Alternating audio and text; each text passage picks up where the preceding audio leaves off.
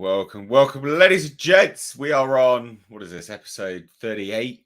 38 of the H-Cast. This is, of course, my twice weekly stream podcast with illustrious guests. We've got an action-packed stream for you today. We will, of course, be whipping out all the puns and talking about the Little Mermaid floundering around. Hey, this film looks like it doesn't have any legs. I love it. It's going swimmingly. It's sinking. We'll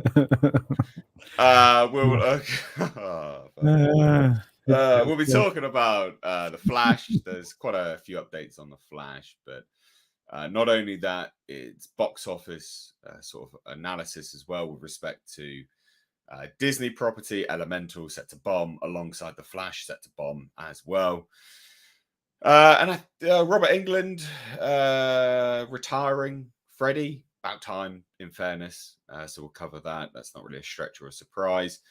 And then we'll round it out at the tail end of the stream with the Dial of Destiny leaks coming to the end of the film. We've got a plot leak for the end of the film. If it's true, boy howdy, it's a doozy. You guys are going to love it. So joining me today, we've got Tom Connors from Midnight's Edge After Dark, as well as Midnight's Edge. We've got Culture Casino from Culture Casino. How are we doing, guys? Are we all right? I'm doing better than the Little Mermaid, evidently. Doesn't it? But it's suffering, ratings terrorism is the new term, I guess. I mean, apparently the whole world's racist. Yeah, so apparently we'll cover that. We'll cover that because goodness me, it's a funny one. It's bizarre indeed. It's a funny one. How are you, Culture? You're right. Yeah, fantastic as always. I'm excited. There's a series of stories we can get through and have a good time talking about. So exactly. So we've got a pretty good stream ahead today. I think should be good fun. If you want to join in the conversation, you want to have your voice heard, please do use the super chat function, because what we'll do, we'll sort of get through some of the topics, talk about certain bits and pieces. You got anything to say on it at the end of each topic? It doesn't even have to be about the topic, right? It could be about anything you want to talk about. We will get to some of the super chats. We will talk about them. Some of them actually get clipped into their own video on the second channel because they are such interesting questions from you guys. So it could be about anything. But super chats are the way to do that. It's a really good way to support the channel. And on that note, there is a second channel where these streams go. It's a podcast channel. It's called Mistakes Reviews Live Archives. You can find it linked down below in the description box. So please do go and check that out down there. Hit subscribe. It's a good channel. I've been a bit behind on doing all the clips and uploading things. I will get with it soon, promise. And everyone who is probably a bit like, what happened to Sunday's stream? I'm really fucking tired, so I didn't do it. Soz. There's no two ways about it. I'm really tired. I'm like a week and a half out from a stupid contest, a bodybuilding thing. So I'm really tired. I'm drained. This may actually be the last stream before the contest, which is June 10th. So it may end up being the last stream. I don't know yet. I'm going to play it by ear because just to clarify for a lot of people that are wondering why, I have like a back issue anyway. Sitting down for this length of time, you'll see me sort of pivoting and shifting and stuff like this.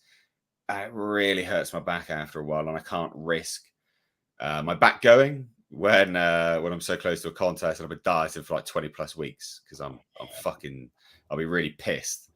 I'll be really fucking pissed. All right. So basically, it may end up being the last one, but I don't know yet. We shall see. Anyway, that out the way.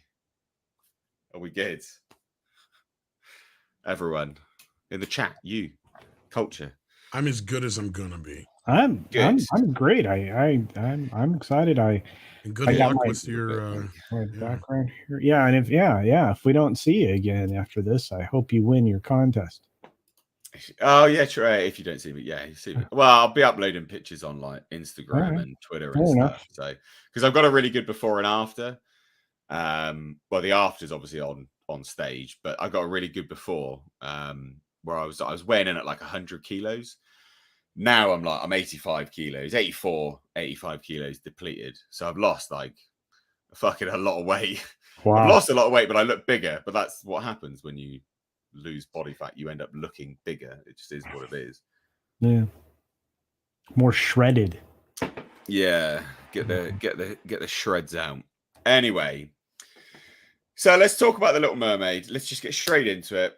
It's an absolute, it's an S show, right? It's floundering. It's not doing very well. And there's massive mainstream media cope. There is absolutely, unequivocally huge mainstream media cope. Yeah. And a lot of the primary focus actually comes from Deadline. Deadline are awful at this. And they're like, there's racially tinged reviews.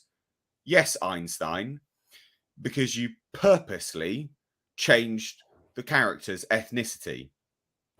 So it would be ignorant not to talk about that. And they're very careful with what they say. They're not saying there's racist reviews. No. There's racially tinged reviews, i.e. someone has addressed the fact that she's black. Well, yes, that's what's going to happen because you purposely changed it. It's absolutely moronic. You purposely change something and then you expect everyone to go, oh, yeah, That's fine. I didn't see that. No, it's fine. Blah, blah, blah. Yeah, no, of course. Of course, people are going to talk about it. Of course, people are going to address that. And Deadline specifically have tried to say, that like Germany, Korea, France, etc., they're all racist. They're all racist. They don't like the movie. Now, make no mistake, this movie is being heavily propped up for whatever reason. I don't know why. Oh, it's being more than propped up. It's being fortified. Yeah, but massively. In terms of like the amount that they've taken barely anything, right? It's not good money. Worldwide, it's awful. It's like 160 odd million worldwide or something like that. $164 million global, right? Yeah, By Monday. Yeah. That's terrible. A 4-day holiday weekend in the US, yeah. That's awful. And people are like, oh, it's doing swimmingly well. No, it's not. So what do we think? First and foremost, guys, we'll get into some of the articles as a bit of reference point, but what are your thoughts on this? Because I didn't make anyone go and watch this movie. I wasn't that cruel. So what do you think? I think this is just indicative of Disney continuing to demonstrate that they no longer understand their audience. They lack creativity, as they have with all of these live action remakes. Again, that's embarrassing. Yeah. In a lot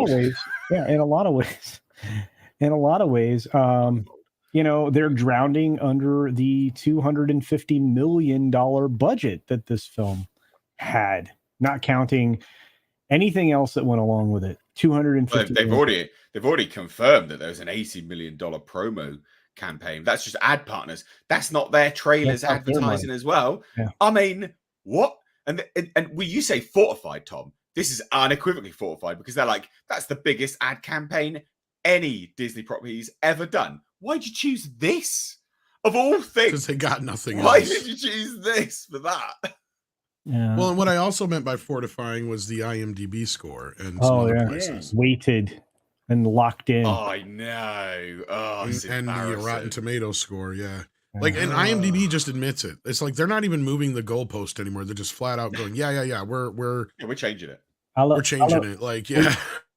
Wait, no, I think you identified one of them, Nate, earlier today. Allocine. Yeah, Allocine. Yeah. They're like massively woke. I'm like, it's like racist. They're like, wow. All right.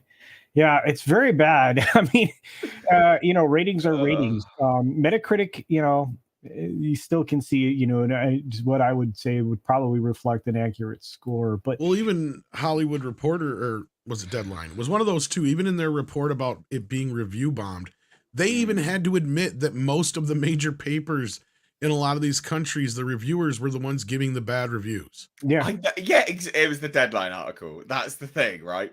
They even acknowledge that actually it's the reviewers themselves that are like, yeah, no, it's not actually that good. Oh, for goodness sake. But it's It's like, just well, there could be review bombing, but you know. Oh, it's goodness. Oh, it's what on it's earth? quite rough. I mean, to be fair, it's quite rough. And look, it's overperforming expectations at the moment domestically. So funny. Yeah, but to be fair, I mean, you know, let's just count the 3-day weekend. It only made $95 million domestically. We're talking about one of the most beloved films, animated films ever, and this is supposed to Yeah. be, you know, a retool of that. First of all, Well, and that aside, also it needs to be pointed out that out of all the reboots they've done, the Renaissance reboots have all made $1 billion regardless. And they all been, for the most part, well received outside of maybe Beauty and the Beast was kind of had meh, just depending on who you ask. But like Aladdin was well received, The Lion King, even though we didn't care for it or whoever, but it was a huge freaking box office success. Yeah. I mean, this should have followed suit. Culture, you're right. you are looking at to date $68 million reported on the international market. That's so bad. That's So this is on par with the first big flop of the year, which was Ant-Man. Yeah. Oh, It's yeah. worse than Ant-Man, isn't it? Basically. Yeah, it is. Oh, but people are like, people are saying, oh no, it's really good. It's doing really well. No, it's not. No. And I mean, it's harder to call the entire world racist. I mean, they're trying. They are trying. But you look at some of these returns. China, $2.78 million total. I mean, it's embarrassing. You know, Italy went out for this movie and spent about $4 million. But I'm looking at these numbers and I'm like, well, even the UK did traditionally bad numbers for these things because the UK normally does pretty well with these Disney remakes, but I think even they only did like 6 million or something like that. I don't have the reporting for that in front of me. I just know that there's not a lot of interest here. I don't anticipate that's going to change. I mean, what's opening up now against it, right? You got big movies now coming up and opening against it. I mean, this was its time to make money. Yeah, to at least hit its production budget on its own. To be honest, I think this is going to be one of those years where a lot of these movies are going to disappoint.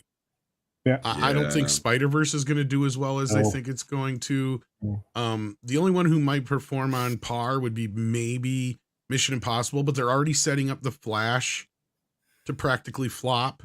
Yeah. I mean, we'll get to that. Yeah, we're going to get to that in a few minutes, but I mean, there's nothing in this upcoming schedule that even Transformers, they've kind of they did correct that, didn't they? Yeah, but you still never know. We're at this kind of region where I feel like this is going to be one of those years that reminds me of 2019, where just about everything underperformed, even though the studios had a record year.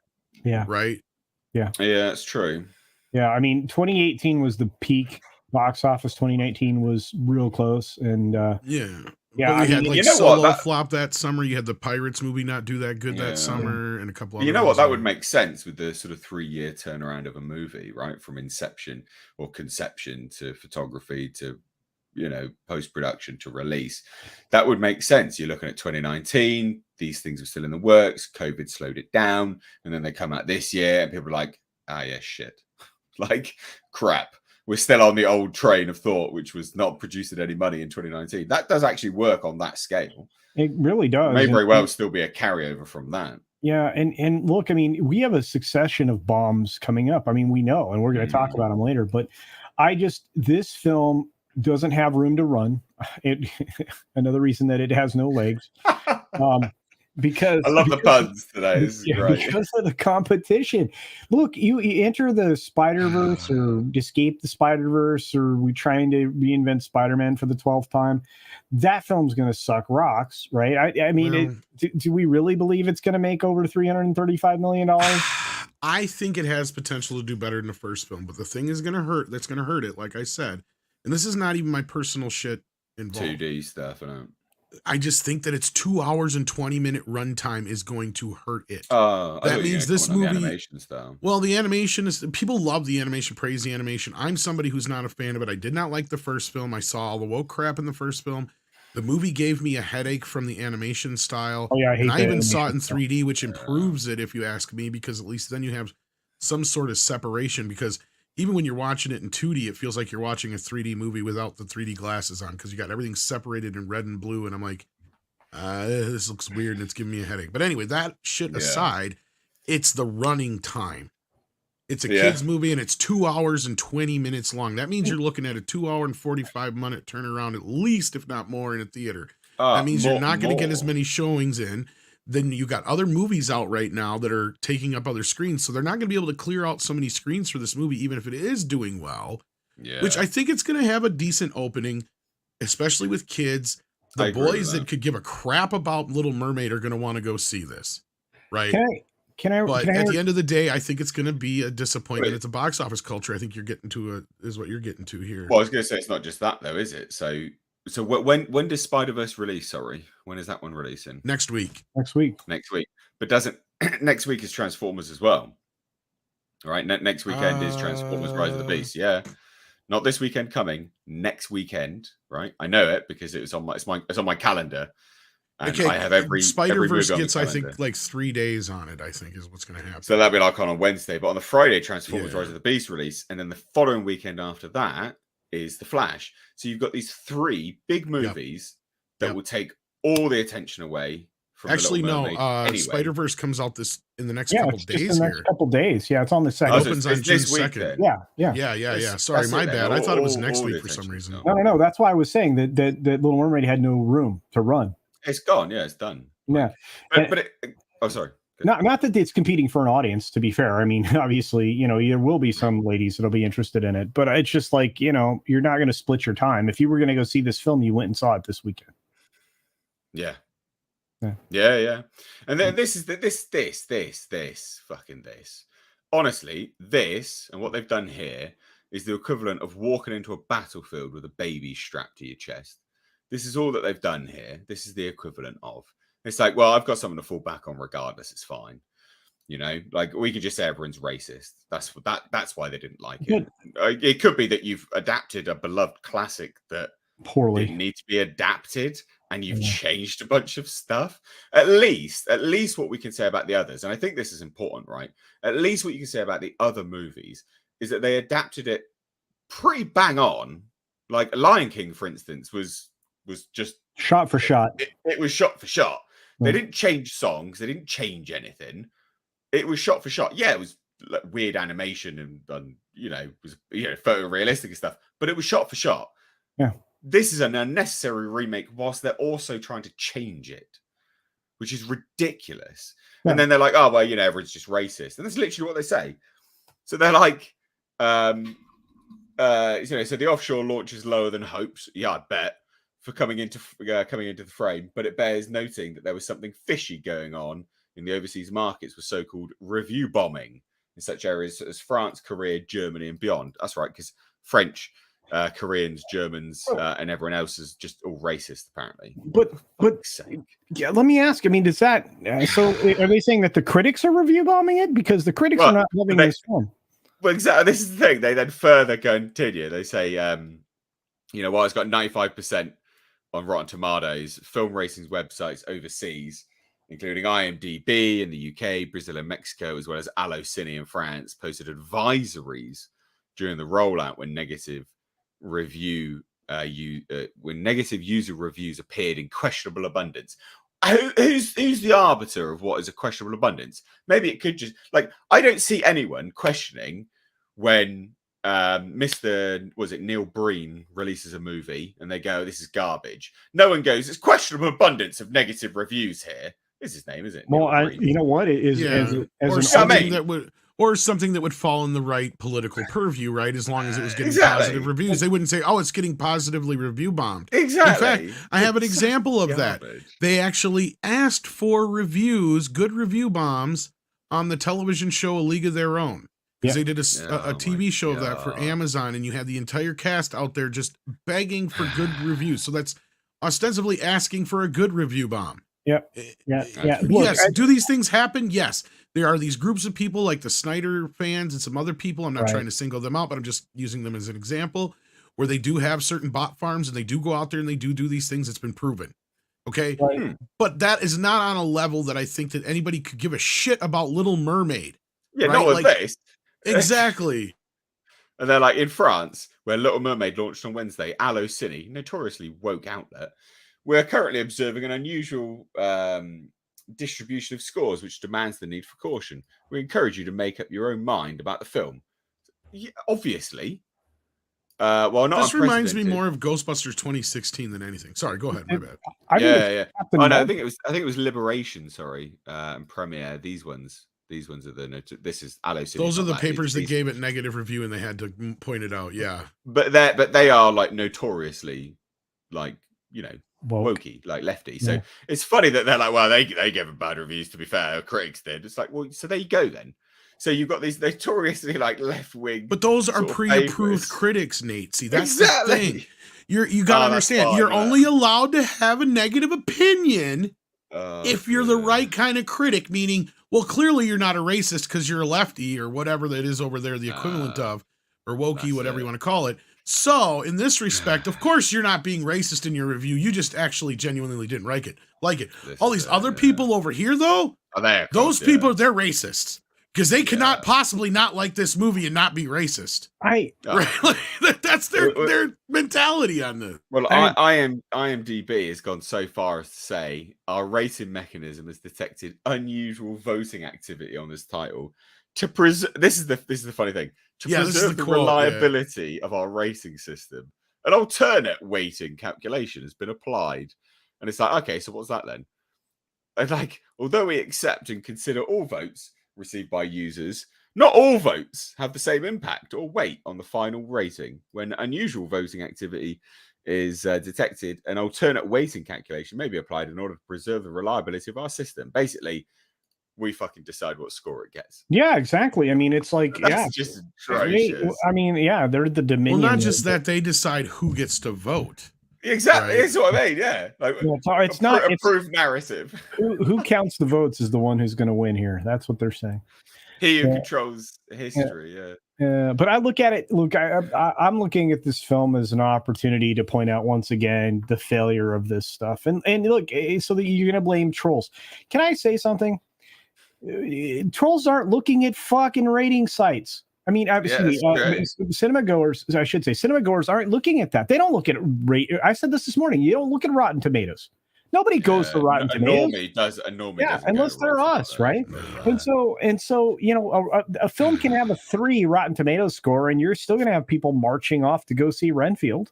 I mean, you're not. Actually, that's the problem. Nobody did go see Renfield. But you understand my point is it's not going to influence people. Like our reaction to the indie film is going to influence the people who follow us. That's true. You're right. The general audience generally doesn't follow or give a and they wouldn't know. And they wouldn't know. And it's like it's only people that seek out the information that are going to look at that. So let's be fair. Did that impact? Do these thoughts, do these ratings, do these reviews of this film truly impact the box office in a significant way? No, most of the people that follow reviewers are listening right now, and like you just said, Culture, they follow reviewers like us, because they either share similar tastes or they either find similarities in what they're they agree with or disagree with in their movie viewing experiences. And this is kind of how I used to use my critics back in the day when it came to like, the Siskel and Eberts and the Gene Shalitts and all the other guys back then. And, the Leonard Maltons and whatnot is like, I kind of knew their taste and I kind of would just gauge my movie viewing on that and just my own personal, what I want to see due to what they show me with the poster in the trailers and whatnot. And, what actors are representing the film and such. And, IMDb used to be one of the better aggregators because that's the thing also is we understand that Rotten Tomatoes is an aggregator. It's not a person. It's not a single voice. It's not like the end all be all. But the thing about the IMDb that was great, it was basically open to the public. As long as you had a profile, you could rate a movie. And if you're there long enough and you do certain things like me, I've been there for almost 20 plus years or whatever, I can actually go in and change certain things in because I've contributed so much to like trivia and other technical aspects and stuff. I can go in there and in most cases mess with stuff. So it's not like that it wasn't already vulnerable in that respect, but the one thing that was always tried and true is usually the ratings, and the ratings stayed pretty well. Like, it was hard to get a movie that at a high rating on IMDb, which to me is like, okay, good. That's a good aggregator then, because not everything's going to get a 10 and not everything's going to get a 1, right? Like movies like The Godfather are sitting around at like 9s and 8s. Like, and those are the highest rated films, like The Godfather, Lord of the Rings, Shawshank Redemption are generally bouncing around usually in the top 5 rated films on IMDb. And they still have high 8s and 9s, right? Like there's no such thing as a perfect 10 on there.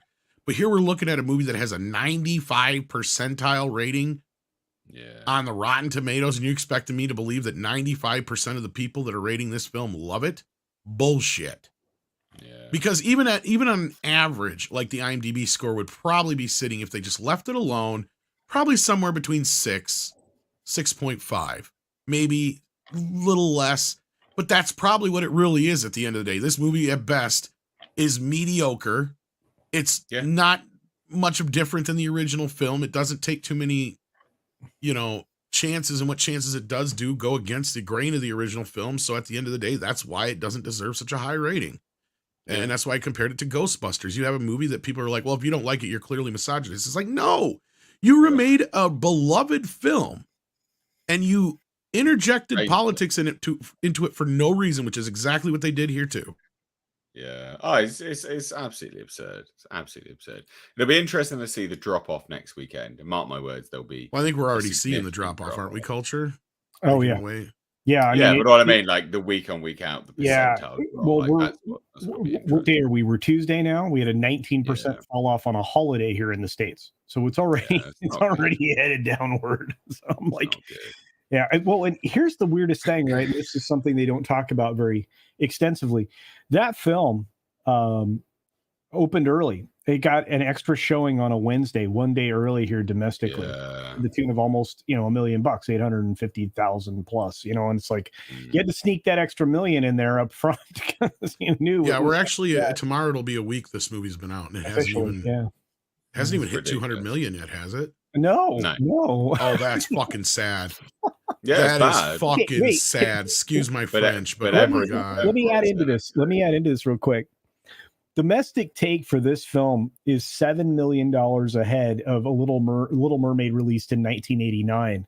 When you adjust the for inflation, the 1989 release of Little Mermaid domestically made $243 million just in domestic run. That's hilarious. Do you think this year's film is going to get to 243 million domestic? I think we'll struggle. And consider this. We have what percentage of ticket price increase on top of inflation, and how many different theater opportunities were there to see this film? In 89, this is the other wonderful thing. In 89, there were only 2,050 screens that the original Little Mermaid film was seen on. That's funny, isn't it? What comparison that is. This film opened on 4,300. Wow. Yeah, that's a stark contrast. That is a stark contrast. That's fun. We got Nick here, dropped in. How's it going, bud? What is going on, guys? How's everybody doing? Welcome to the Not Chill stream. Well, we got some super chats to get to, guys. So I will just say, ladies and gents, in the chat, we've got like 370 of you. Please do hit that thumbs up button, and please do check out in the description box everyone's channels. So everyone's channels that are here on the chat, here on the panel, their channels are in the description box, along with Mr. H Reviews live archives, where these streams go up after the fact because they don't go on the main channel. If you want to join in the conversation or just say anything random or just support the channel, super chats do that. So Tom working for $2 says Little Mermaid, but the fish part is on top. The horror remake. I had that question the other day. From someone, and they were like, would you rather, and I was like, God, would you rather have sex with a a mermaid, but it was a mermaid with the tail bottom and a human top, or would you rather, the fish top of the girl bottom? And I'm like, well, the mermaid version, obviously. Like, they were like, well, how would you do it? I was like, I don't know, just ask them. They've been in that body for their life. Just ask them. It's fine. I'm not going to kiss a fucking fish. Fuck that. Yeah. Where do I put it? How's this work? Just ask them. I'm sure. Yeah, they're into it. Just ask them. Anyway, Mexican Iron Man, nice to have you indeed. Drops in for $5. What would you do then, Culture? You're judging me. What would you do? You've got to choose one or the other. I'm not choosing shit. I ain't doing any of that. To. No. So what is you that have to. Or die? Yeah, gun to your head. Okay, I'll take the gun. Are you kidding me? Fucking whatever, mate. Anyway, Mexican. I'd pick the fish bottom too. What is wrong with you guys? Thanks very much. Thanks, Nick. See, that's a normal response. That is a normal response. Culture, you're not being normal. Thanks. What? You'd rather choose death than just. Well, anyway, right. Mexican Art for $5. Says the Little Mermaid would be doing better if not for those meanie-faced racists across the pond and across the world. So I'm calling Deadline now to blame hashtag blame HCast. Yeah, buddy. Don't give them ideas. Matthew Valentes for $5 says, I saw the Little Mermaid remake and I hated it. It sucked. The acting blows and they ruined both Kiss the Girl and Poor Unfortunate Souls. Yeah, they've just done dumb changes, like real dumbass changes. Comrade Commissar Yuri for £9.99. Nice to have you on, dude. I haven't seen you for a little while. It says H. Any credence to the theory a friend keeps hearing about of in the Ahsoka show, Ahsoka and Luke being a thing and having Luke's baby? What? I don't see KK going for it, but you never know. Nick? No way that's true. No way that's happening. I would bet everything I have that is not true and does not happen. Yeah, I'd be very surprised if that's the case. I'd be very, very surprised. So probably not. No, buddy. Yeah. Olaf Van Es for €2 says it will tank as bad as it will be it will tank as bad it will be submersive. I think that's a play on words like subversive and stuff. I think that's good if it is. Tiger Valley for something of 70 something says can't help but feel bad for Halle Bailey. She's a victim from the entire entertainment media complex, making her the new poster child for woke Disney. Shame, for she has potential and deserves better. Yeah, this is the thing, and I said it in my videos. Like, I don't blame her for taking the role. Yeah, you get wheeled out of millions of dollars, and you get to live out your dream. She's in it for the paycheck. Of course you're gonna fucking do it. Like I would, you would, we all would. Of course you're gonna, right? Like you just would do that. Woke, non-woke, what's it matter? Money talks. Well, but this is what I mean. Like, but look at it from her perspective of just being an actress, right? She's like, oh wow, I get to star in a Disney movie. Wow, I get to be the Little Mermaid. Yeah, of course I'm going to do that, and I get paid. Wow, superstardom, etc. Like, I don't blame her. It's not her fault. No, it is the entertainment industry around her. Doug 1985 VA loves horror for $4.99 says thoughts on the Marvel's box office results in China.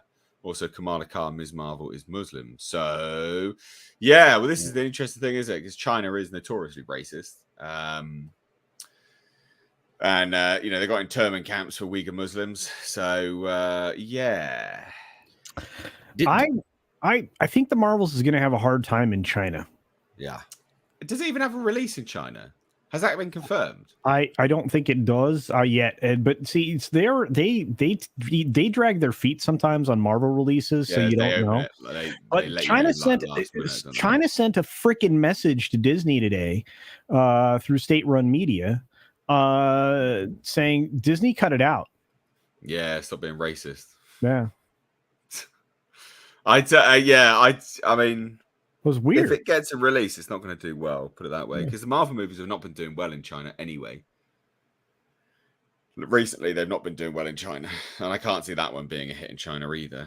Oh, wait, Little Mermaid kicked butt in China, $2.7 million made. Come on. Wow. I mean, yeah. Wow. Wow. Well, someone that loved the Little Mermaid, Bud Light. Light. I thought the Little Mermaid was great. Bite me, haters. No thanks. I've heard no one's putting their lips around you lately, Bud Light. You're tanking. Tom working for $2 says didn't connect with Color Purple. Am I racist? Yeah, massively. You know, Halle Bailey's in the next Color Purple. So if you want to see her performance as an actress and not as a fish, this next movie might be for you. And we've got Olaf Van Ness, 6 membership for 7 months at support level 1, says even on Dutch Entertainment News, it's prognosed as #1 movie 2023, that it is breaking records and everybody loves it. Showing black kids in brackets. I mean, it's just, it's desperate. It's desperation. Like Tom said, it is literally, being fortified, propped up, fortified. Yeah. I don't believe them Rotten Tomatoes audience scores at all. No. 95% beloved. Dude. Yeah. Okay, so 5,000 people went to see this film, supposedly, right? Okay. Look at the all audience score. And again, this is Captain Marvel all over again. I mean, I look at that and I just I don't believe you. Yeah. I don't believe you. Well, the difference here is that they can't even deny it. Like I said, they came right out and admitted it from the start. Like we read it right in that article that was part of the IMDb statement where they flat out said, we are going to choose who can and cannot vote on this. Well, I mean, ever since they created the verified thing, it was immediately called into question because anybody can get it. For Captain Marvel as well. Yeah, exactly. Yeah. I mean, and you have to buy through Fandango, suck a bag of toes. It's very frustrating. I don't trust any of these numbers. They can easily be overwritten. Oh, here you go. So Metacritic, which is way more reliable than Rotten Tomatoes. Right here, I just pulled it up. User score 2.1. Yeah, 2.1. That's a bit more accurate. I'd say that's accurate to a little bit more negative than I thought it would be. Yeah. Is there possibly some review bombing? Maybe, but at the same time, who gives a crap enough about The Little Mermaid to go out of their way? That's what I was saying earlier. At least with the Snyder fans, that's why I use an example. There's a passion there, right? Yeah. There is a passionate fan base, regardless of the size. That's not the point. The point is that you could actually point and say, yeah, they are a group that can get people together to get an effort going. I don't see anybody out there going, we got to review bomb The Little Mermaid. Fuck that. We got to do it. Nobody gives that much of a crap. Yeah. Oh, I agree, but they've got the perfect backup to bolster their claim because she's black, so racism. It doesn't work anymore. No, I know, of course it doesn't, but that's a justification. But it's the boy who cried wolf 1,000. Yeah, but culture, we know it, you know it, and I know it. Everybody knows it until one of these actors actually stands up and says, enough is enough. You're not going to use me as your freaking puppet or tool. And then it's not going to change. I'd said this crap way back when it came to Star Trek Discovery and some of these other things that they were doing. It's to me was the equivalent of the old carnival, right? Where they would have, here's the bearded lady and this and that and the other. Yeah. They're exploiting you. They are using whatever it is, your skin color, your sexual orientation, your disability. They are using it to virtue signal and sell these things. And that's exactly what they're doing to Halle Bailey. They didn't pick her because she was the best.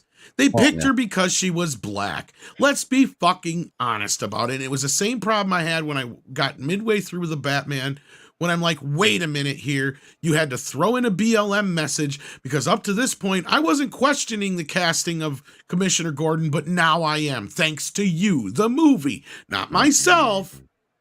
Because before that, I didn't give a crap. I thought, okay, this guy, he's got the gravitas, fine, he can handle it.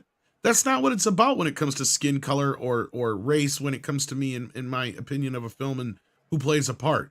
But if you're going to throw that crap in there, then you're going to start to think, well, wait a minute. All the good guys in this movie are black. Yeah. What are you trying to tell us here? Did you just change the race just so he could be a good guy now? Or is it because he's a good guy you changed the race? Because that's what it sure looks like to me. And it's the same kind of thing here. You're trying to create controversy. You didn't cast her for any other reason than that. And that is sad on this poor girl's behalf, because guess what? She is going to be in a movie coming up here that may actually have an argument to be made, and that is a readaptation of The Color Purple, but this time it's the Broadway musical version, and these I don't have so much of a problem with. And guess what? She might actually shine in this. But this thing here, this Little Mermaid, is going to be a black mark going forward on her career. Yeah. I mean, it's unfortunate. Like, it's not her fault, and it's just studios sort of wheeling people out to. I want to suggest that the promo campaign of $80 million may have included. And by the way, when I say that, it's the partner promos, not Disney's money. But do you think that could I suggest that, much like the Asian Golden Opens and things like that, that could have been used primarily to purchase tickets, because Disney is not in the financial situation where they can go out and buy off a bunch of tickets and support empty theaters like they were with Captain Marvel. Maybe. Because I mean, their operating income, and Tom, correct me if I'm wrong right now, their quarterly operating is what, $230 million? Yeah, it's not a lot. Their cash flow is bad. Yeah. Not good. No, I have no idea. Like Paulie is bringing up, he's like in the chat, he says, these things will never change, and which is sad, because a lot of these people in Hollywood, I get it, you don't want to bite the hand that feeds you, but yet they have no problem going after people like Chapek or Zasloff, right? Yeah. But they won't stand up for themselves. No, I know. Well, let's shuffle on to our next topic. Oh yeah. And I think this is quite a funny one, to be fair. Apparently, Sasha Kaye or Kaye. Yeah, it's Street Sasha. Supergirl claims the ousted Superman actor Henry Cavill loved the upcoming movie. Of course, sure he did. Yeah. So, what else is he gonna say? Yeah, well, exactly. But this to me reeks of the same nonsense that we had with respect to Tom Cruise. David Zaslav sent a courier to his house. He watched the movie, and the courier stayed there waiting until Tom Cruise had finished the movie, and Tom Cruise loved it. So it was one of the best movies ever. Tom Cruise hasn't come out and said that anywhere, though. It's the same kind of principle, isn't it? This reminds me of that. It's just nonsense. Can I say that you loved the film? What? Can you say that he loved the film? Is it okay if I tell people that you loved the film? No, fuck off. Don't lie. I haven't seen it yet. This is just studio politics. Yeah, of course it is. So during a recent press conference for The Flash, the Supergirl actress reportedly told journalists that she spoke with Henry Cavill and Supergirl lead as well, Melissa Benoist, whatever her name is, to ask for their advice. And in Henry Cavill's case, she claimed that the ousted man still loved the movie. So what was she calling, asking him for advice for then? Good question. Yeah. Like, so I've already filmed it. He's already watched it and he loved it. But I need some advice on fucking what? Like, what are you call what advice on being a star? Probably how to handle questions with the press, considering everybody's going to ask her about him instead of her. That's actually true. That's actually true. Yeah. And this is the thing. It's unclear when he actually watched The Flash and whether it would have been the version that saw his Superman inserted back into the DCEU. That was shot after the Black Adam cameo, but subsequently removed by DC Studios. I mean, he's been filming. How's he watched it? He's been doing loads of filming recently. Mm-hmm. I don't think he's seen it. But then again, this movie was technically done like 6 years ago, so. 6 years ago. It's just nonsense. And if he hasn't seen it, I mean, why would he even care anything about seeing it at this point? I don't know. This movie was done before the last Star Wars movie, actually. And I'm not even being facetious now or hyperbolic. I'm pretty sure they were already shooting and done by then. They've had like 12 reshoots since then, but yeah, they're still shooting the final Star Wars film from the JJ's still in the desert with a green screen.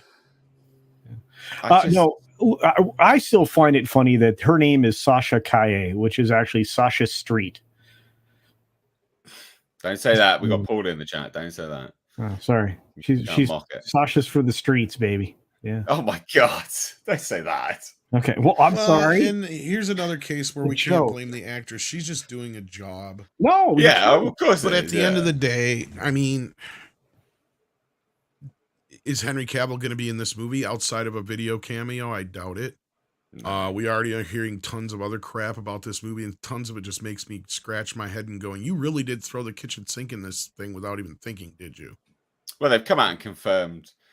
The director came out and confirmed, was like, yeah, I love working with Nicolas Cage. It's a dream. So it's like, oh, okay, so Nicolas Cage Superman is in the little... Yeah, and I said that's hilarious. So now you're going to have how many people going, why is Nicolas Cage in this movie? I'm actually... I'm really excited, actually, because I want to see the Superman I did not get. I love Nicolas Cage, but I'm just going to laugh at all the people that are going to go, huh? What? In the theater. They're going to be so confused. Why is he here? Yeah. And then there's another line that pissed me off in the trailer or a clip recently. They had the Batman clip where he first comes out in the costume, and he says something about going to get your Superman. It's like, dude, Superman exists in your world. Oh, but then again, they're trying to separate the idea that all the different Batmen are in different universes, which is ridiculous because we already know they all took place in the same timeline. Yeah. And Superman was mentioned, I believe, at least 2 or 3 times in the original Batman series. Because he even says this is why Superman works alone. Yes. So dumb. I don't know. I mean, like, at the end of the day, I take this with a massive, like, a whole truckload of salt right now. I don't think he's seen it. I think he's too busy to see it. What a version he's seen anyway. Who cares? And who cares if he loved it? This is all politics. It's studio politics. It's him. Even if he did say it, right? That's all it is. It's just studio politics. But it just reminds me of the whole Tom Cruise thing. Yeah, Tom Cruise, he saw it and he loved it. Best movie ever. Like, fuck off. Well, I've actually talked to some people I actually trust who have seen it. And their assessment is basically what I figured. If you don't think about it too much, it's fun on its surface level. But once you start thinking about the movie and breaking it down, it makes no sense. And also, like I said, at the end of the day, nobody can deny the fact that it's basically just Man of Steel with tits. It really is. Well, this is the thing. Like anyone that I've spoken, so I had leaks. I think I even did it on the. Did I talk about the leaks on your show? I think you may have. Edge in the morning at one point. If not, we did here. I know that. Yeah. So I mean, I've had leaks for a while, and I mean, all of the sources that have seen it are like, yeah, no, it is like it's a good movie. You know, like it is a decent movie, but they don't really get into the nitty gritty of it all. They don't really get down to the, you know, and I mean, at the end of the day as well, like they're like, well, you know, it's not going anywhere. It's just one of those things. It's not going anywhere. It's pointless. It's just ridiculous. I just think absolutely ridiculous. And I see a lot of people joking, yo, Man of Steel with tits, that sounds fine with me. It's like, yeah, okay, but if you're a Henry Cavill fan, think about that for a moment. They are erasing his Superman in this movie. Well, they're erasing everyone because the whole thing. Yeah, well, they're erasing everything at the end of the day, but yeah. That's what I mean. Like, but to me, it's just an insult to his. It's like of all the crap they've put him through as an actor, all the crap they put his character through, this to me is like the ultimate insult, and I can't believe nobody else is really calling out that fact. Oh, I think people had like a while ago. I mean, we have, but I mean, not on a massive level. I'm not invested in this. I'm invested in now, like working on my version of Roxanne. You don't, Sasha, you don't have to put on the red light. I've got to work on that. Something. I like the upbeatness you added to it there. I'm getting in trouble. Oh dear, that's brilliant. So yeah.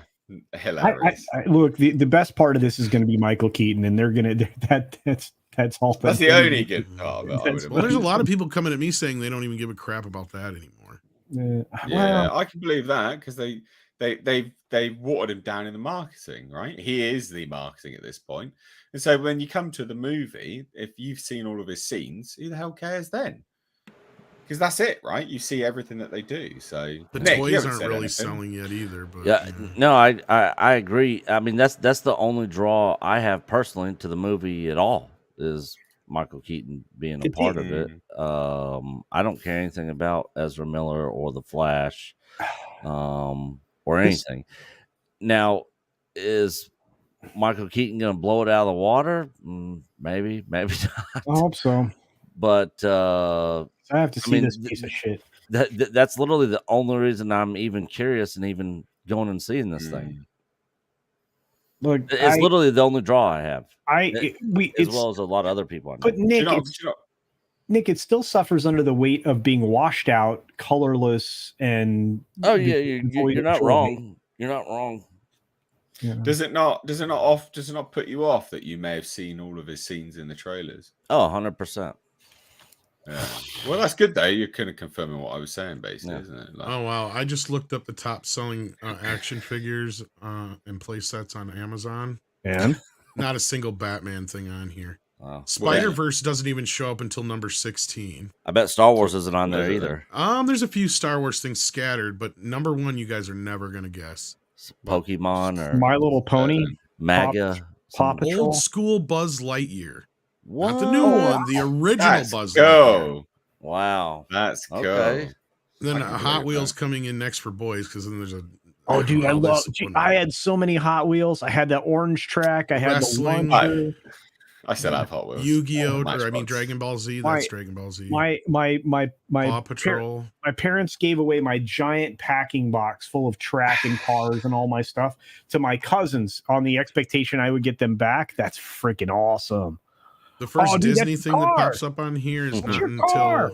a Funko Pop of a special Yeah, nice. edition of Robin Hood. Okay, the first Star Wars thing on here, just for you, Nick, Mhm. is a Funko Pop Oh, of fuck Qui-Gon Funko Jinn. Pops. Comes in at number 32. Ugh. And then right after that, at number Amazing. 38, is a Funko Pop 40th anniversary edition of Admiral Akbar.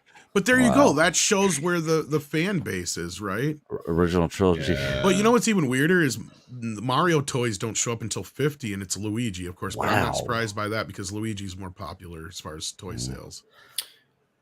I actually just bought a Hot Wheels Imperial shuttle at the ICCCCCCC this last And I see no weekend. Batman at all on here, man. Very nice. Oh, we got some pink. Yeah, I keep doing that.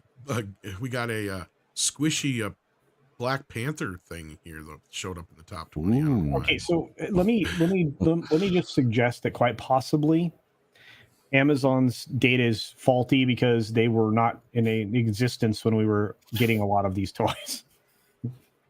Yeah, let's Well, just going by what the hot sellers are right now, that's a pretty good gauge, though. No, because I they appreciate tried fudging the. There was an article that was basically an ad that was trying to fudge Amazon's numbers, saying Little Mermaid was the #1 selling toy. No, it wasn't.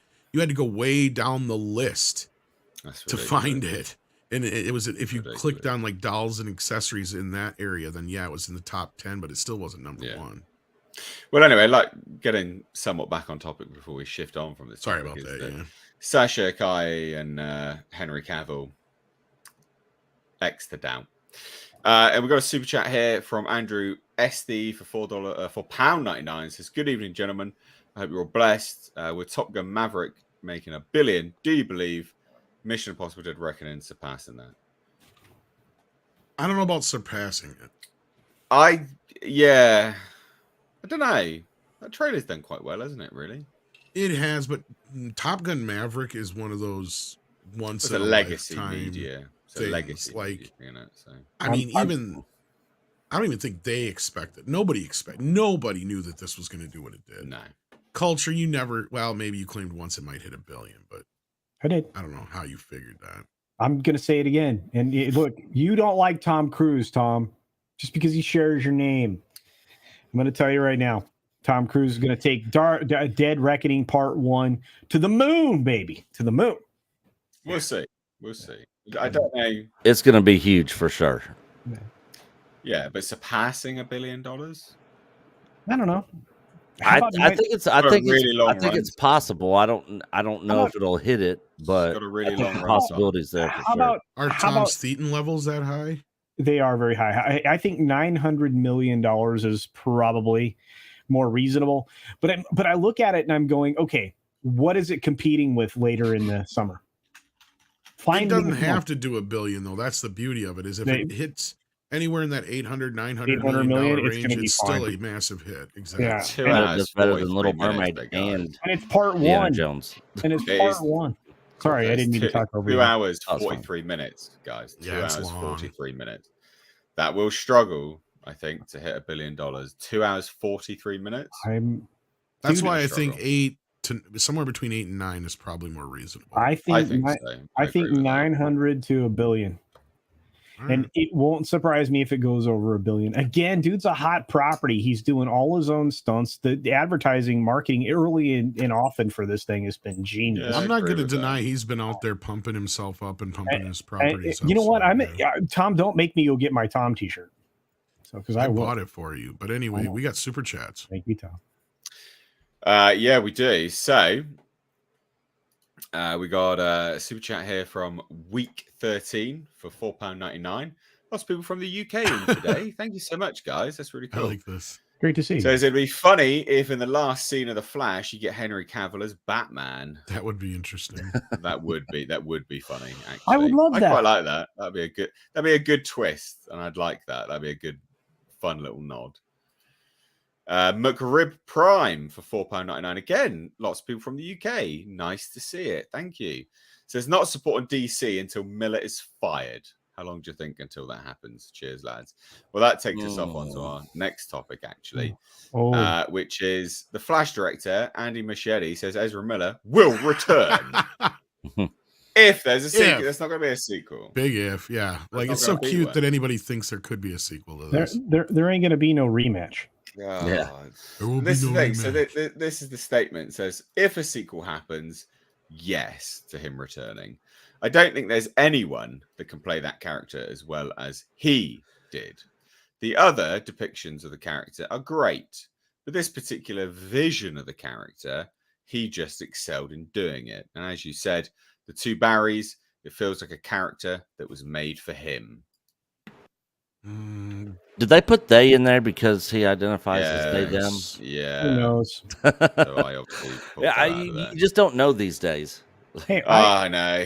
And then Barbara Muschietti says, in principal photography, Ezra was brilliant and the most committed and the most professional actor. Ezra gave everything for this role, physically, creatively, emotionally, mentally.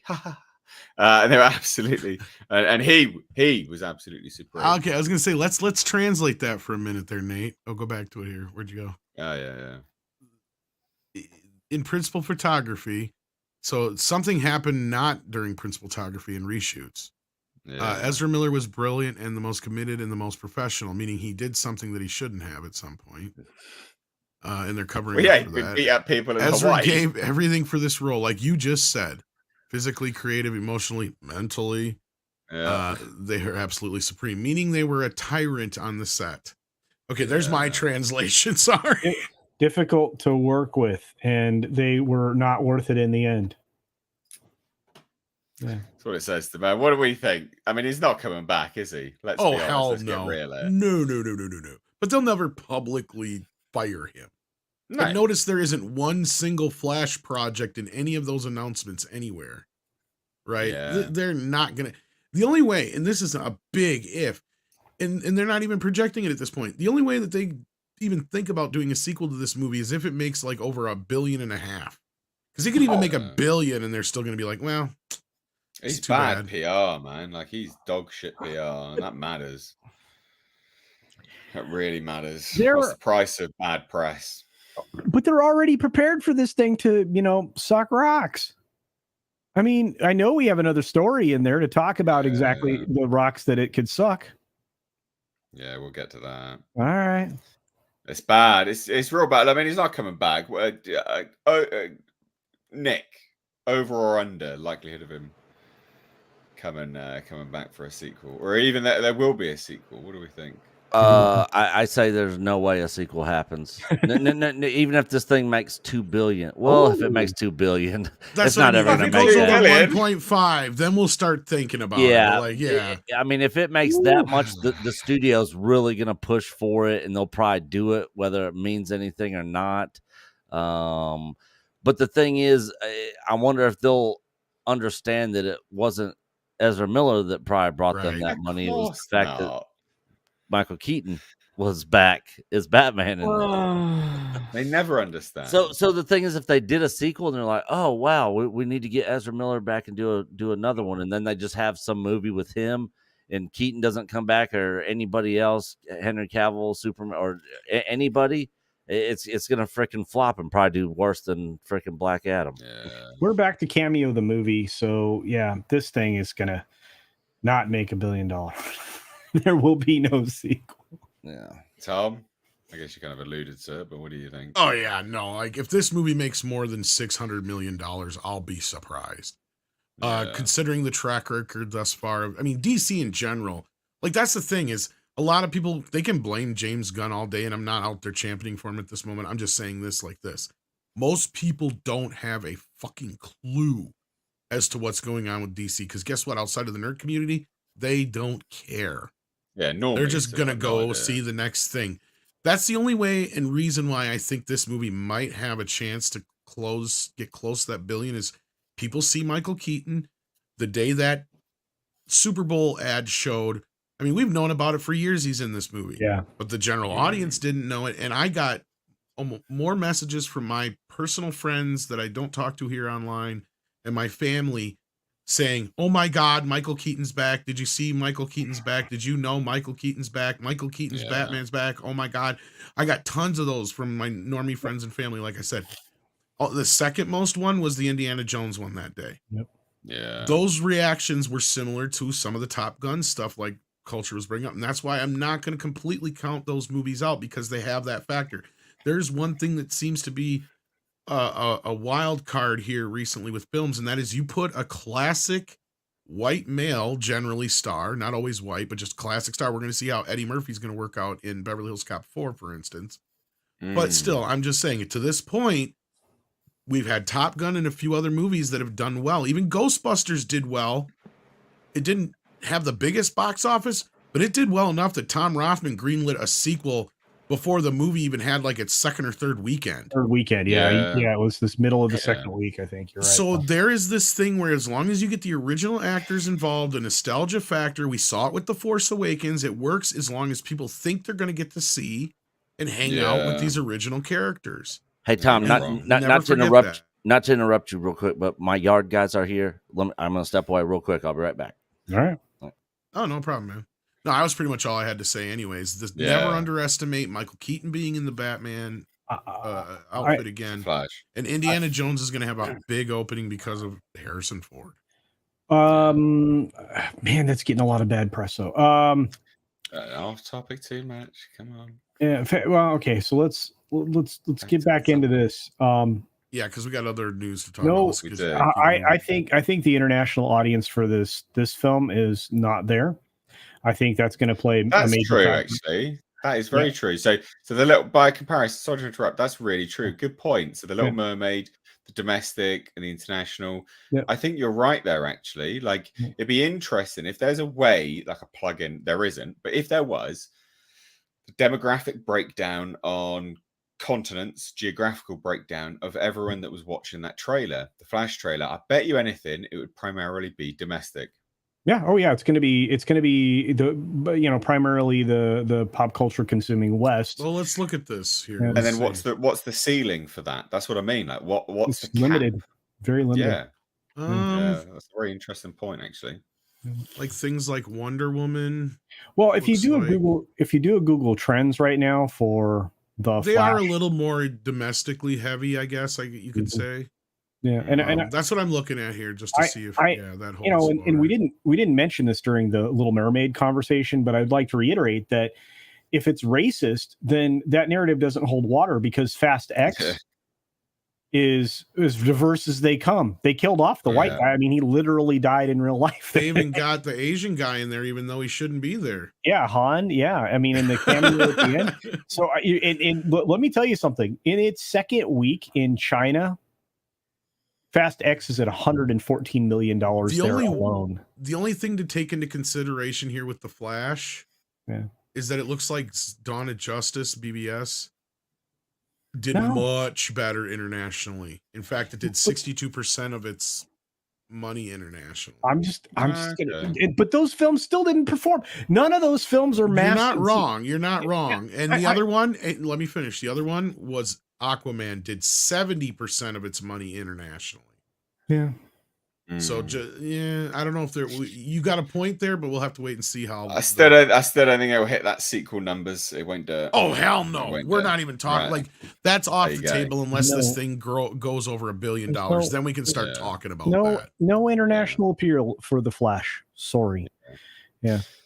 let's get a bunch of super chats now because we've got a few that came in, and then we'll move on to the next topic. So, Archer Merchant for $10 says GI Joe Transformers is bad, but wait till the Barbie Transformers parody and Barbie. The jokes write themselves. More than meets the eye. Perfect woman is a man, etc. Coming soon to a target boy eye. I feel like a woman. Tuck and roll out. Fucking hell. Oh, no. Oh, that's gold, man. You're brilliant. Thank you so much. Oh, woo. The beauty of being a transformer is we can be anything we want. Oh god, we just scan them, don't we? T-Nail89, aka just like Spads, $2. That's so funny. Says doesn't help that the Little Mermaid's more obnoxious than Aladdin. Is it? I don't know. Is it? I guess so. It's marketed more obnoxiously, that's for sure. Doug VA Loves Horror says feel bad for Henry Cavill. Superman gone, The Witcher gone. Is Highlander even happening after the writers' strike?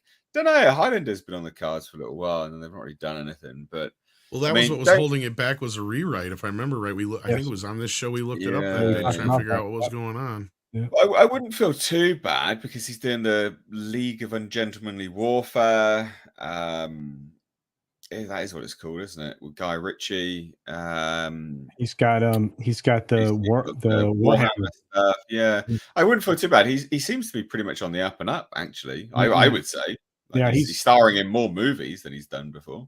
Yeah, I'd like to see a sequel to The Man from U.N.C.L.E. To be fair, I'd love that. Yeah, that'd be so good. I'm disappointed if they don't get it going because Highlander is one of those few franchises that was so crushed under the weight of itself to begin with it's prime for a revisiting in a way that tries to make sure it doesn't fall under the same problems the original franchise did. And Cavill's a good pick. I mean, yeah, I agree with you. And I want to see an AI actor in the form of the greatest English actor on the planet, Sean Connery. That's right. Your muscles are so huge. And I want to see who they get to do the Kurgan. I don't know. Epic. Anyway, T-Neil dislikes puns. Says so many bombs. Disney going. It's dreadful depression. Oh my god. Oh my god. Amazing. Oh Lord. I can't link too much on that. Matthew Valenti, $2 says I prefer the original Little Mermaid. It's amazing. Don't we all? Right, yeah. I mean, that's just it. I mean, I hope people have shown their kids the original before they take them to this garbage. I mean, I know a lot of people are going to take their kids to this crap. That's so funny. We already got one. We didn't need a new one. Archer Merchant for $10 says I think they also underestimated the impact that treating Cavill the way they did would have. Warner Brothers could be riding the hype that they listen to fans and throwing shade at Netflix. Keaton plus Cavill equals dollars. You are right there, actually, to be fair. There's a lot to be said for that, like especially in this space when people do reports on it. I mean, you only have to look at the amount of positive press is Paramount got due to their Sonic the Hedgehog redo on the CGI. I mean, that was just positive press coverage after positive press coverage. They listened to everyone. That was great. At the end of the day, though, is there really that big of enough audience? I mean, I would argue that yes, there's probably more people that are into Henry Cavill than there is actual Snyder fans. But he got 10 years to play the part. Yeah, he got done dirty, but at this point, does he even really want to try again? Like there's probably other things he'd rather be doing, I think.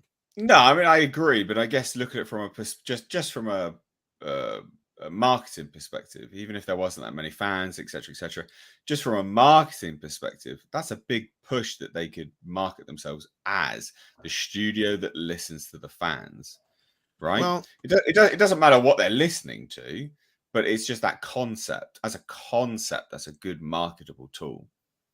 Well, here's the reason I bring this up is because one of the big things that kind of put a big stop to the whole thing, because as we've talked about a few times before, it was The Rock and his agent, ex-wife, that were pushing Henry Cavill into this whole stuff with Black Adam. Yeah. And Warner Brothers just kind of sit back and let him do it because It was like a sink or swim moment. And what Yeah. they saw was that it sank like a fucking rock to the bottom of Yeah. the sound, because at this point, nobody showed up even for Henry Cavill and The Rock, two of the arguably hottest guys in the world. The Black Adam Yeah. film still didn't muster anything at all. So they still saw that as a data point that people were going to show up for Henry. Okay, maybe so, but Tom, Black Adam made $400 million. Yeah, I need to make 2 or 3 more than that. So I agree with you, but do you think Flash is going to do more than $400 million? I think it will do a little bit better. That's why I say it has the potential to do 5 or 6. I think between. I was going to say 5 or 6. Okay, well, let's revisit this when the film comes out. But yeah, and I'm not going to argue The Rock's not overrated. We have another story that talks about the very subject we're about to skirt around, or have been skirting around. We've got the Icelandic Filipino says, hello, my fellow gym goers. How are you all doing? And to hell with Ezra, he's a shit, Barry Allen. True. He should never play him again. And recasting him would be like condoning. Oh. Yeah, I can't say that. I'd rather see Tom play the Flash. I think Tom could probably run better. Tom could pull it off. Well. I could probably run better, but I'm flabby.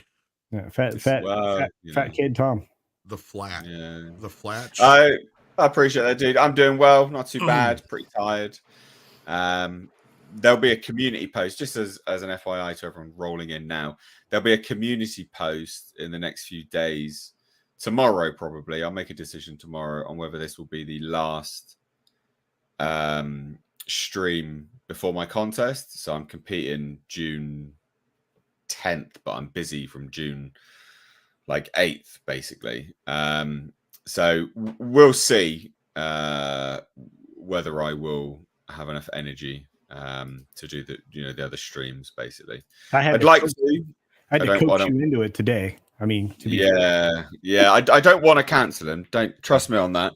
But I've got limited time available, and I've got a lot to do before I get there. Basically, so but I total like 22. I got to work it out. It's a long time dieting, so I can't falter at the last hurdle. I can't wreck my back either. So we'll see, but just stay tuned anyway. So yeah, we have been skirting around the topic. So let's get into it, shall we?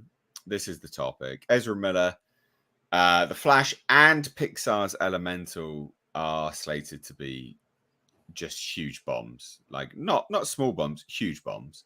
And this will be one of the biggest bombs. Yeah, Matt. Yeah, well, this would be one of the biggest bombs that Pixar's ever had. Actually, this would be huge, like real bad, real bad. Fuck off, Nike. You fucking sweatshop bloody Chinas. Well, I fucking do, don't they? Bloody scumbags. So anyway, yeah, it's an arguable fact. So here we are, like Ezra Miller's The Flash, right? So we haven't talked about it here. I've covered it on the main channel, but Ezra Miller's The Flash is pacing to open in the $70 million range. I mean, that's real bad. That's absolutely atrocious. And they say this, according to sources who have access to tracking data. So Box Office Insiders say that's a soft number for a movie that's been heavily promoted by Warner Brothers as the best superhero movie of all time. Others note that, and this is the other thing that doesn't make any sense. Other sources note that a movie's holdover once it opens is more important than the opening weekend gross. Well, I mean, it is and it isn't, dipshits. Like, it is and it isn't. A lot of that is related to the mat that it opens up to, and whether there is a traditional holdover for this type of movie, which there isn't. Now, the only saving grace that they note here is a comparison to like Aquaman. So Aquaman opened and, to similar numbers ish. And then, obviously went over to, to $1 billion. But the other thing, and I will get to this, then we'll kind of talk about it. So Pixar and Disney, I think people are wising up to them and everything to do with them. Elemental, which looks like garbage. It's not. It looks garbage. It's a very paint by numbers Pixar movie. It's not been promoted at all. I've seen like one trailer for it, I think, or one advert for. I don't think I've seen an advert. I've seen a trailer. But that number, $40 million domestic. $40 million. And they say this: the studio only kicked off the film's marketing campaign in earnest in recent days, including an integration with American Idol. Elemental makes its world premiere this weekend at Cannes Film Festival. I've not heard anything about it. Have you heard anything about it? Nothing. No, other than I just want to remind everybody, this will be the second bomb from the same guy that was in charge of this of film at Pixar. This is Peter Sohn. It'd be worse than Lightyear, wouldn't it? Yeah, oh yeah. Yeah. I mean, so what do we think? For like, so I mean, look, Disney. I think that's a product of, you know, it's an overall product of what we're getting from Disney in general. General feedback, people not liking them, people being more evasive with Disney products, but also, I think Pixar's time's up. Like they've lost their spark. They really have lost their spark. Their storytelling spark is just gone. Put a fork in them. Well, again, Tom's going to point out the same thing I am. They got rid of the guy who made it all work, and they tried to replace him with a discount like Pete Docter. That wasn't an adequate replacement. You know, Tom, do you want to explain what happened there? Which part? With Pixar and what happened, why they are with Lasseter. Well, Me too. First of all, they stretched Lasseter too thin. They put him on both Disney Animation and Pixar, which benefited Disney Animation but hurt Pixar Animation because there wasn't as many people who wanted to listen to Lasseter there anymore, let's say. And Brave was one of the movies that was kind of the breaking point. There was a lot of young individuals who didn't want to listen to an old white man. You know, the best that there ever was, mind you, but they didn't want to listen to him. So they came up with every single excuse they could, including, well, we think we smell beer and booze on his breath, and he likes to hug a lot. Seriously, that is the best they could come up with. So then to make it actually look bad, they hired somebody who they called his quote-unquote handler that was supposedly to run interference in case he ever got too huggy or supposedly wanted to start drinking. But I had never heard or ever heard of him drinking before. And he is not the type of individual that I can see even being a closet drunk. Ridiculous. Like, you just sit and listen to an interview with John Lasseter and you're like, this dude has got to be one of the most wholesome dudes on the planet. In person, he is the nicest man you will ever meet. Like, he makes Mormons blush, probably. He's genuine. He gives you a hearty handshake. He offers a smile, a warm greeting, and he will tell you stories all day long. This man is just he's goodness personified. So the fact that there's like he hugs too long.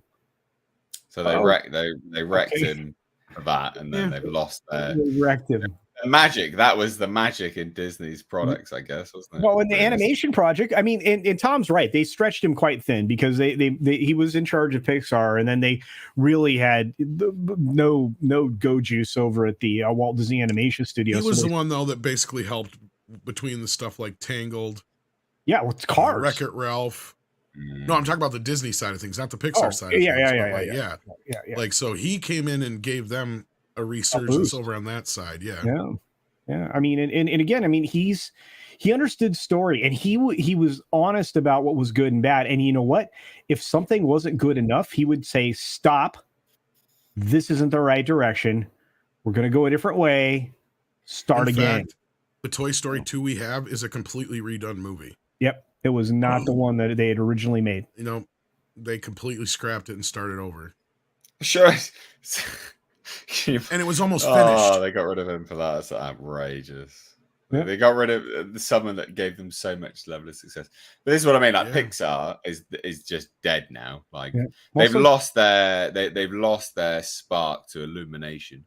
Yeah, you know, Illumination now absolutely. Well, he's over at what, Skydance? DreamWorks. Yeah, he went to Skydance. Yeah, he's over at Skydance now. What have they made? If it's good, have they made? They actually made one animated project that was pretty good. I can't remember the name, but it's not that far removed. I know that. Do you realize that Little Mermaid has strong competition from another animated film coming up here?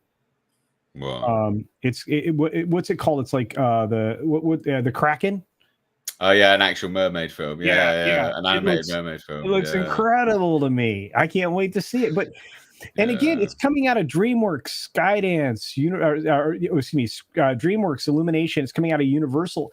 Universal's been kicking Disney's butt in the animation for 4 consecutive Sounds like years. they might be making a mistake here with their How to Train Your Dragon live action reboot, though. You think? Yeah, so? I'd agree with that. Yeah. I don't know if you saw this. The casting. I haven't. Yeah. Okay, that doesn't sound in good. I just sent you a link in the. God, no. Yeah, evidently blondes. It's your turn. Oh dear.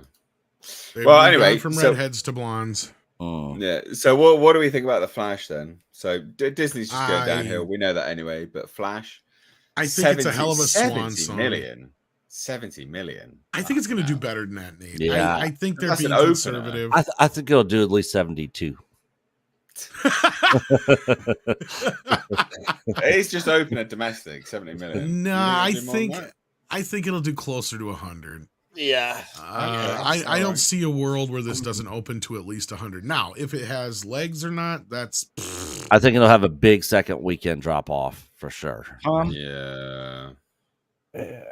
Even Box Office Pro is skeptical of your $100 million.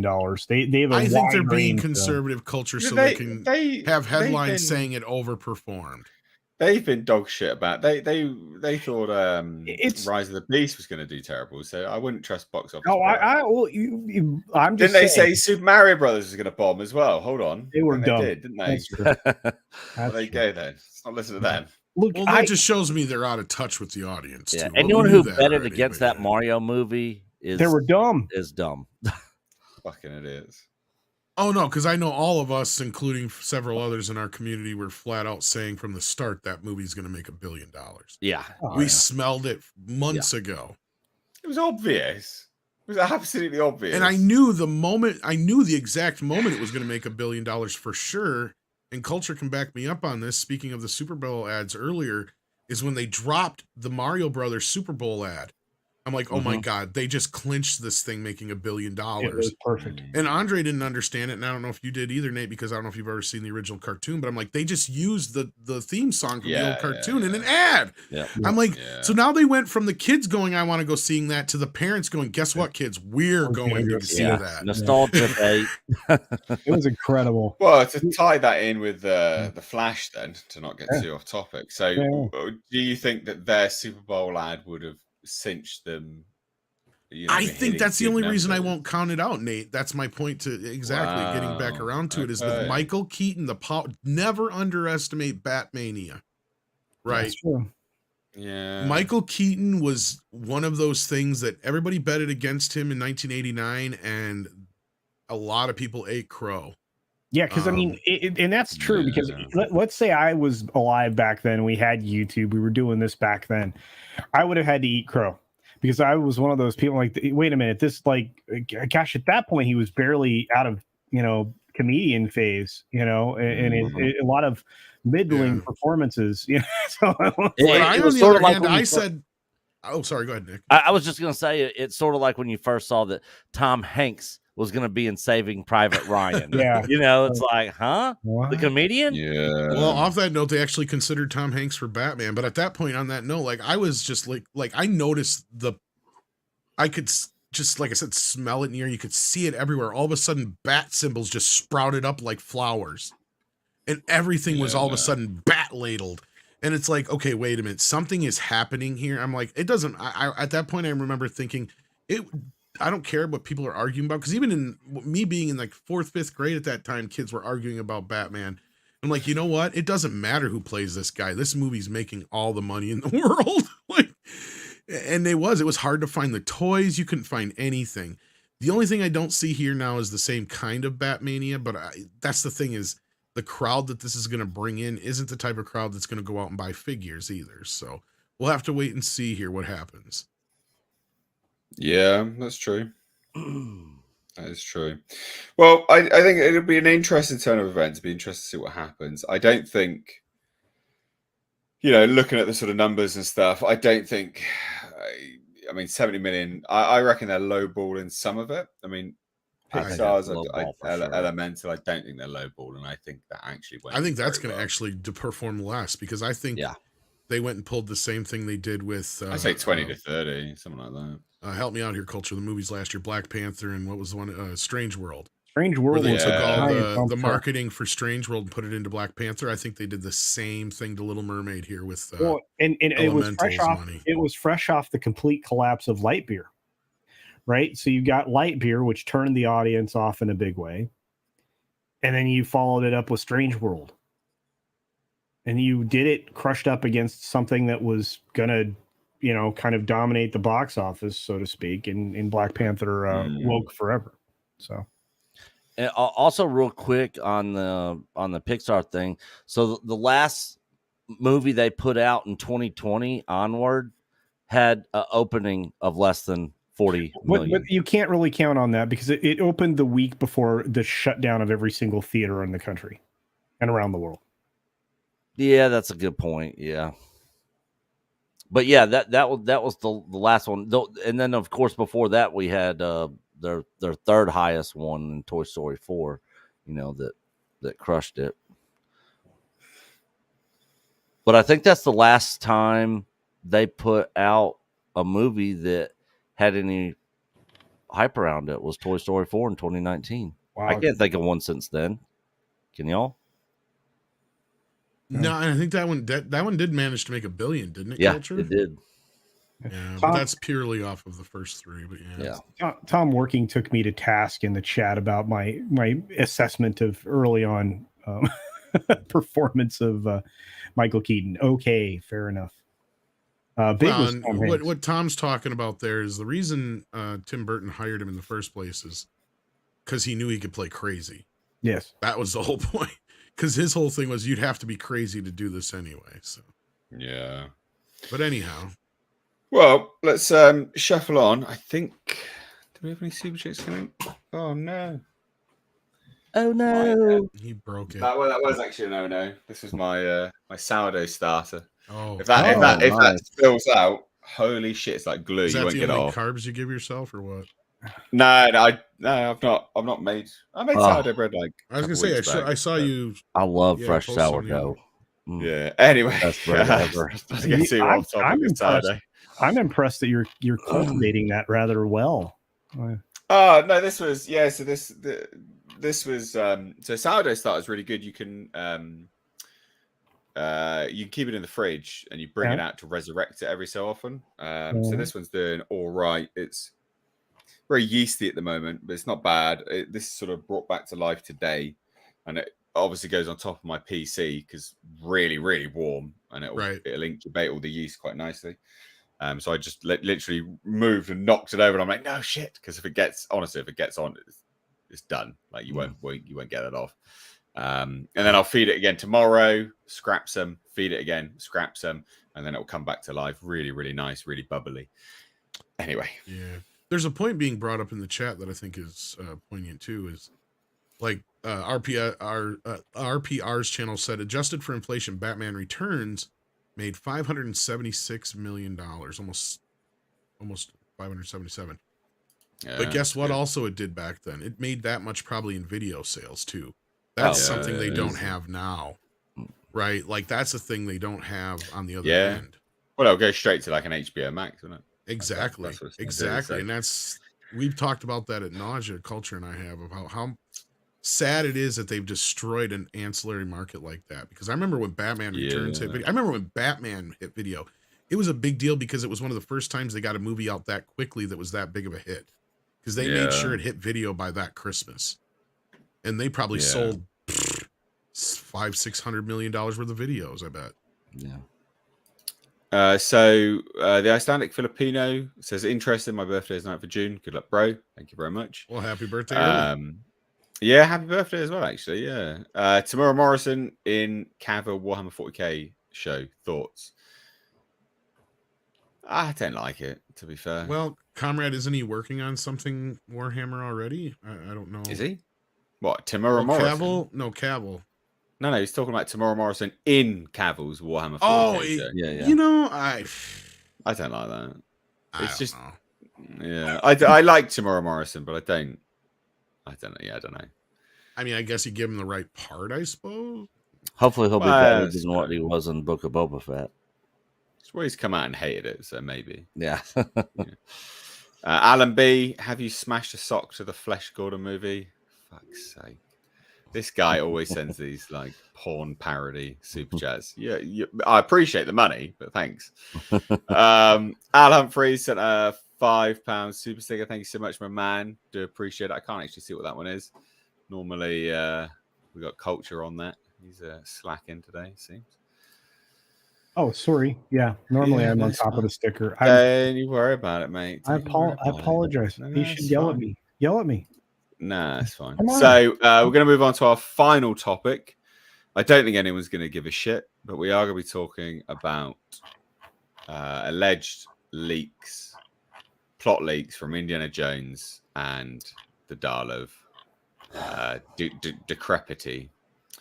I read them. Got some confirmation of some stuff in these leaks. so I don't think anyone cares. This is unconfirmed. Take it with a pinch of salt. But it sounds like poo. So let me just preface why this is crap. So they start off the movie undoing what they ended the previous movie on, which was a character arc and happiness, to then push your primary character into a state of unrest, which is unnecessary anyway. Spoilers? Yeah, I've already done that. To then only come right round back at the end to loop all the way back and have it end where the previous movie ended. So you undid everything at the start of this movie. Which you had ended on the previous movie, to then come back around and only end on exactly the same note. That is moronic writing. Simple as. It's fucking pathetic writing. Just from that perspective alone is ridiculous. Secondly, it's completely out of character. If this is the case, and we'll get to it and you'll see why I'm saying all this, I just want to preface it. You're also you're completely out of character for Indiana Jones. Massively out of character. And yeah, just nonsense. Absolute nonsense. So let's get to it, right? So the hero of the movie is actually Phoebe Waller-Bridge's character, because an alleged plot leak for Lucasfilm's upcoming Indiana Jones and the Dial of Decrepity claims that Phoebe Waller-Bridge, Helena character, is the one who makes a critical, heroic decision because Indiana Jones refuses to do so. Not only does she make the heroic decision, but the decision is to punch Indiana Jones and knock him out, which will save the day. Now, this is a man in the previous films that would take comedic slapstick beatings from huge people and just get back up. Remember? That happened in all the previous movies. But he's got a glass jaw for Phoebe, of course. Yeah, massively. So this was on Reddit. Again, take it with a pinch of salt, but Reddit does actually have some legit leaks. This stuff does line up with what I had heard too, though. Yeah. So basically, the end of the film, Mads Mikkelsen's Dr. Jurgen Foller is able to complete the Dial of Destiny and attempts to use it to travel back in time in order to kill Hitler to prevent Germany from invading Poland and committing this big mistake. However, the Dial of Destiny does not take Voller to Sicily in 1939, but rather transports him, Indiana Jones, and Helena, who are aboard an airplane, to the Roman siege of Syracuse. And this is really dumb. I really hate this part. Voller and the rest of the Germans end up dying in a plane crash. Since when has Indiana Jones's villains died in such a pathetic way? Never. I mean, Usually they melt. Melty face men. Almost every one of them is melted or burnt it. Yeah. Or They fall said to their death in a river of alligators. Just died in a plane crash, mate. Just died in a plane something crash. cool. Yeah, something really cool. Just died in a plane. And Indy and Helena are able to escape because they got parachutes. I mean, that's fucking I mean, ridiculous. Indy doesn't use parachutes. Yeah. It's so dumb. So upon landing on the ground, Indiana Jones encounters Archimedes, who retrieves the completed Dial of Destiny from the corpse of Vola. Archimedes proceeds to ensure that the Dial of Destiny can only transport users to him in Syracuse during the siege, while also obtaining one of Vola's watches, giving him knowledge on the device. As Helena tells him that Archimedes has rigged the dial in making sure it only sends people back to Syracuse on the day of the siege so that they could save him, we understand it's thanks to this jump in time that he found his knowledge about watches and on how to complete the dial. So Indiana Jones refuses to return to his present. That's a bootstrap paradox right there, by the way. Yeah, it's just ridiculous. So anyway, it's dumb. So Indiana Jones refuses to return to the present. He says, I want to stay here because there's nothing for me in 1969. Helena attempts to convince Indy to return to the present, believing if he stays in the past, he would change the course of history. Indy apparently is unconvinced by Helena's arguments, so she punches him and knocks him out. Indy then wakes up in 1969 in New York City in his bed, and he then reproaches Helena for having brought him back to the present, although there's nothing for him there. However, Helena counters that there is something for him to continue living for, and Marion shows up in his apartment with a number of groceries. The film earlier made it clear that Marion and he were either divorced or on the brink of divorce, as divorce papers were pinned to Indy's fridge, held up by a picture of Marion. The two eventually appear to reconcile whatever contrived issues the film gives them, and then they kiss. And then they reenact the boat scene. This is what I was talking about, is the Back to the Future ending. Okay. It's just dumb. Because I don't know if you had heard this too, that there was 3 different endings, and this was the reshoot happy super joy Back to the Future ending. It implies that she went and changed everything so they never got a divorce. Mutt never died in Vietnam, and we don't know what else was changed, but you know how at the end of Back to the Future it's just kind of, it doesn't matter because everything's a happy ending. Yeah. You know? Like that's kind of how this ends, is from what I heard now. But yeah, the other ones were Indy sacrifices himself, and the other one was then where she actually goes back and does all of his adventures through time because he died. Yeah, she basically picks up the Indiana Jones mantle. Well, what do we think? I mean, because one, that's not how Indiana Jones villains die at all, ever. That's pathetic. They undo everything they did in the last movie at the start of this movie to then end in the same position as the previous movie. That's dumb. This is ridiculous. If this is true, this is absolute fucking garbage. This is the problem you run into when you introduce time travel. Well, this is one of those movies that you watch and it ends exactly the same as the last movie, and you go, "Well, what was the point in that then?" That's how I feel. It's when like I watch a dream like or whatever, right? Like, yeah, when you find out the whole movie was a dream or some stupid shit, I hate that. Yeah. What? Can I introduce? Go ahead, Coach. No, I want to introduce an idea, Tom, because you're going to go someplace I think that I want to get your perspective. You think they're already using AI for these stories? Oh, maybe. I mean, this is some convoluted shit, but I don't know. Actually, I'll say no, because guess what? I don't think an AI would have introduced a bootstrap paradox. Like it is almost a definition bootstrap.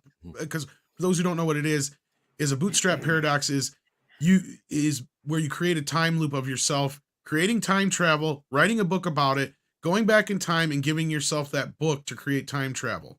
You can't do that. You're creating a bootstrap paradox because then it's implying that you created time travel off that book when you never had that book to create it in the first place. So it creates another paradox. That's exactly what happens with Archimedes and what they say there. He cannot go and get the knowledge needed and then come back. It doesn't work that way. You create a bootstrap. It sends yourself in an infinite time loop. Yeah. If theoretically, obviously, but yes. I hate the sound of this. To me, this bothers me because it means they never put any real thought into the time travel at all. It's not just, but even character development. Like I say, you undo everything that the end of the previous movie to then end the same way. I mean, that's just ridiculous. It's bad writing. Real bad writing. Hate it when they do that. That's probably why the critic ratings were so low after Cannes. Because it sounds terrible. I mean, even if you're a Disney shill, I mean, it would be hard to defend this. Yeah. And then they also obviously get into the butterfly effect paradox too with the whole killing Hitler thing. And didn't Harrison have to approve the script before he would agree to do this movie? Do you think he actually read it, Nick? Well, I don't know. I heard before they even started filming it or whatever that he had to approve the script before he would sign on. Okay, let me explain something about Harrison. He probably Harrison. used it to roll up doobies. Exactly. Yeah. I mean, that's the thing I wanted to try to explain is he's almost always high. So, not wrong. I have no expectations for this film. These revelations further sour my my opinion going in. I'm going to try to go in with an open mind because I am going to see this film. This will be another film. Gosh, it seems like there's too many of those that I will see, so you don't have to. Yeah, well, we all have to watch this movie. Yeah, I know. I have to. So. I know. Yep, I will be seeing it. Not that I want to, but yeah, this just sounds like crap. This absolutely just sounds like crap, and it's so out of character as well. All of it's out of character. Why would he just want to stay there? Why would he want to stay there? Bizarre. I don't know. I mean, the whole thing just is built on a stupid story to begin with, because you have a character that's introduced that supposedly is a friend of Indy's that we've never met before, and then we're introduced to his goddaughter, who is the daughter or whatever to this friend that we never met before this movie, when he already has a ton of other people that could have had there. Like, all people really would have loved to have seen is like Sala gets kidnapped or shows up and says, we need to do this, Indy. Indy is so old and whatever at this point and retired. Give me short round. So you're getting right where I'm getting. Goes back to the school where he taught himself, and guess who's teaching his old class? Short round. And Short Round, on the other hand, has no reason to want to get involved because he's got a family and all this stuff. But as Indy says, you're the only one who ever got me out of trouble that I can still trust. You know what I mean? Yeah. And bingo, they're off on an adventure. And you have Short Round doing most of the action, which we've seen he can do from Everything Everywhere All at Once. Yeah.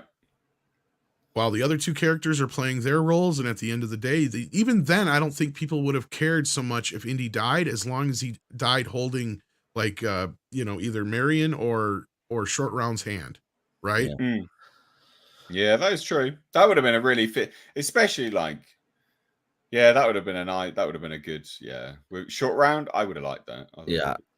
Also, real quick, so this past weekend at Icon in Nashville, John Reyes Davies, who plays Sala, was there, and he was talking about Indy 5, and he would not come out and say that the movie was good when questioned or asked.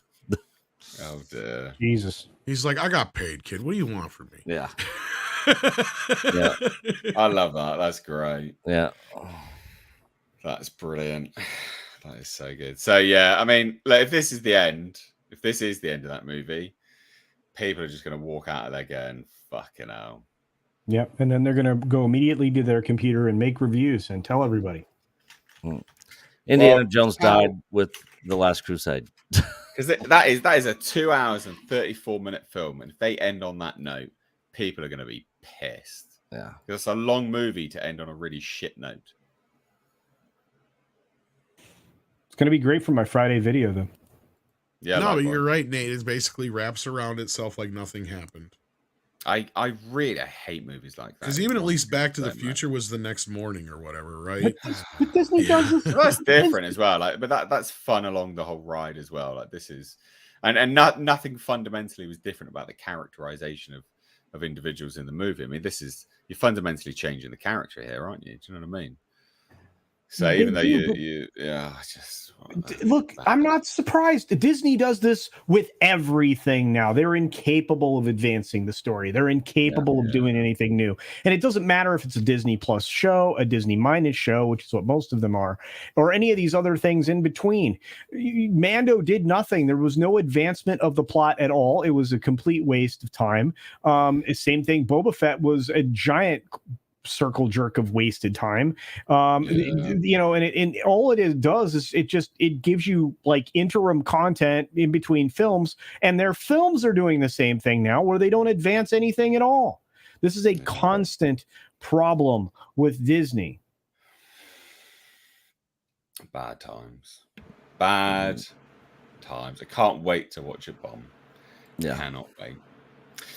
So, how about wraps it up? Culture, what you got coming on in the next few days, guy? Well, I'm not having a chill stream, so because I think that's patented by Coach and Nick. But no, I've got the 6-minute daily every weekday where I do my regular entertainment show. Tomorrow I have an incredibly incendiary and controversial video coming up talking about something that is going to get me in trouble and will be suppressed by the logarithm. I'm going to point out all of the links between companies and the organizations that they write checks to that are the whole reason that you're starting to see things like what happened at Target, what happened with Bud Light, et cetera, et cetera. So yeah. And if you are unfamiliar with that, check out Midnight's Edge and all their great content lately. And with that, I'll leave it to Tom to promote. Yeah, Tom, what you got? Yeah, we got Mead coming up in just over an hour here. Nice. Hopefully I see you guys there. Excellent. And Nick? We'll be pushing out some videos here and there on both Echo Base Network and Echo Base Entertainment this week. And then, of course, Chill Stream Thursday. Of course. Regular Saturday night stream this Saturday. Excellent. You sounded constipated with content there. You're going to be pushing it out, huh, Nick? Oh yeah, big time, hard. Good. Good. Right, yeah. So lots going on, guys. Please do check out everyone's channels in the description box. They are linked down there. Hit subscribe on the channel if you enjoyed their input on the podcast. You will enjoy their own channels because it's much the same but different. Please do check out the second channel in the description box, Mistake Reviews Live Archives, where these clips go. The whole stream goes. I'm a bit behind. I'll get there. Thank you all so much for watching, guys. Do appreciate it. From me and everyone else, take care. Peace out. Bye-bye. Bye, guys.